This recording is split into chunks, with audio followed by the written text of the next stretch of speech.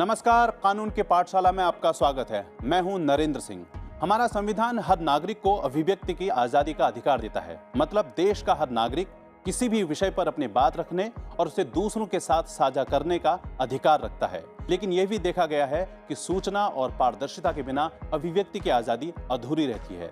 इसलिए सरकार 2005 में सूचना का अधिकार कानून लेकर आई। यह कानून भारत जैसे जटिल और विविध लोकतंत्र के लिए जरूरी है। यह कानून सही मायनों में हमारे लोकतंत्र के प्रति आम नागरिक की आस्था को बल देता है, मजबूत बनाता है।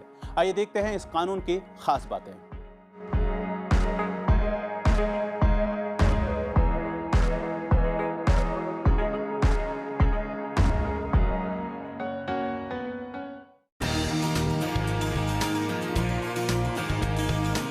वैश्विक स्तर पर सूचना के अधिकार को पहचान 1948 में संयुक्त राष्ट्र महासभा द्वारा universal declaration of human rights को अपनाने के बाद मिली।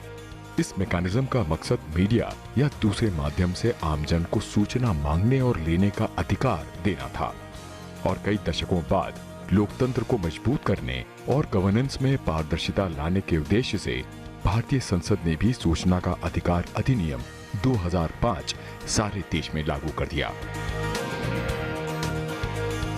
सूचना के अधिकार कानून का मूल मकसद नागरिकों को जानकारी उपलब्ध कराकर सशक्त बनाना, सरकार की कार्यशैली में पारदर्शिता और जवाबदेही को सुनिश्चित करना, भ्रष्टाचार को रोकना और हमारे लोकतंत्र की कार्यशीलता को बढ़ावा और दिशा देना है।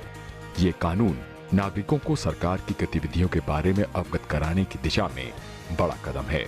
इस कानून के तहत कोई भी नागरिक किसी भी सरकारी कार्यालय में आरटीआई दर्ज कराकर जरूरी जानकारी ले सकता है। ये कानून सरकार से लिखित सवाल जवाब करने का हक हर नागरिक को देता है। भारत सरकार ने भ्रष्टाचार को खत्म करने की दिशा में एक प्रभावी कदम के रूप में सूचना का अधिकार विधेयक को जून 2005 में संसद से पारित करवाया। जुलाई 2019 में इसमें संशोधन कर कमियों को दूर किया गया। अब जानते हैं इस कानून की बड़ी बातों को। आरटीआई के अंतर्गत सभी संवैधानिक निकाय, संसद और राज्यसभा के अधिनियमों द्वारा गठित संस्थान और निकाय शामिल हैं। आरटीआई एक्ट के अंतर्गत वो सभी विभाग शामिल हैं जो सरकारी आदेश से बने हैं या सरकार से वित्तीय सहायता लेते हैं।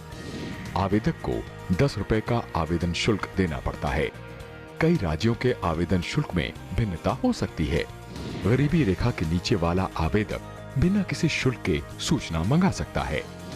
मांगी गई सूचना अगर आवेदक के व्यक्तिगत जीवन से जुड़ी है तो उसे 48 घंटे के भीतर ही उपलब्ध कराने का प्रावधान है। आरटीआई एक्ट में यह भी कहा गया है कि सभी सार्वजनिक प्राधिकरण अपने दस्तावेजों का संरक्षण कंप्यूटर में करें। प्राप्त सूचना से असंतुष्ट होने की स्थिति में आप स्थानीय से लेकर राज्य और केंद्रीय सूचना आयोग में अपील कर सकते हैं। इस एक्ट के अनुसार केंद्रीय स्तर पर एक मुख्य सूचना आयुक्त और 10 या 10 से कम सूचना आयुक्तों की सदस्यता वाले एक केंद्रीय सूचना आयोग के गठन का प्रावधान है। इस कानून में केंद्र की तर्ज पर राज्यों में भी एक राज्य सूचना आयोग के गठन का प्रावधान रखा गया है। राष्ट्र की संप्रभुता, एकता, अखंडता और सामरिक हितों पर प्रतिकूल प्रभाव डालने वाली सूचनाओं को कानून के दायरे से बाहर रखा गया है। सेक्शन 24 सब सेक्शन 1 के अंतर्गत सिक्योरिटी और इंटेलिजेंस एजेंसीज को इस कानून के दायरे से बाहर रखा गया है।